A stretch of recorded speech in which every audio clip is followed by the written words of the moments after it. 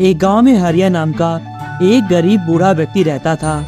हरिया गांव के ही एक आम के बगीचे की देख रेख करता था और उससे जो थोड़ा बहुत पैसा मिल जाता उसी से वो अपना पेट पालता था।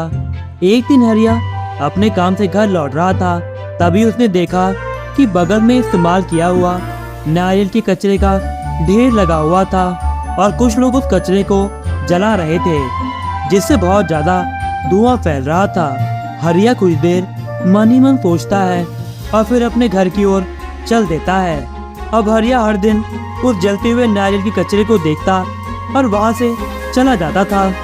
एक दिन हरिया के मन में एक विचार आता है, लोग इतने सारे नारियल के कचरे को जला देते हैं और इससे धुआं भी होता है, क्यों न मैं इससे ऐसी चीजें बनाऊं जो लोगों के काम आ सके।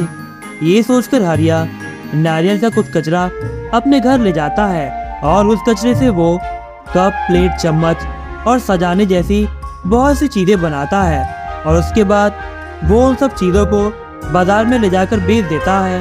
हरिया के द्वारा बनाए गए सामान बाजार में आसानी से बिक गए थे, इसलिए हरिया बहुत ही ज्यादा खुश हो गया था।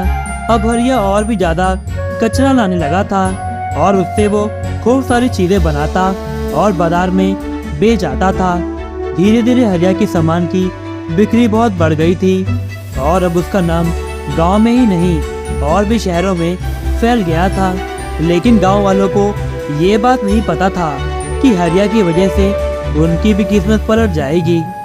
एक दिन उस गांव में बहुत बड़ी विदेशी कंपनी आती है और वो हरिया को नारियल के कचरे से बनने वाली चीजों का बहुत बड़ा ऑर्डर देती है। ये ऑर्डर हरिया अकेला नहीं पूरा कर सकता था, इसलिए वो गांव के लोगों को भी काम पर रख लेता है, जिसकी वजह से गांव के गरीब लोगों को भी रोजगार मिल जाता है। गांव के लोग हरिया की मेहनत से बहुत ही ज्यादा खुश थे, जिसने अपनी सूझबूझ से बेकार पड़े कचरे का इस्तेमाल करके एक बहुत बड़ा बिजनेस खड़ा कर दिया था और साथ साथ इतने गरीब लोगों को रोजगार भी दे दिया था।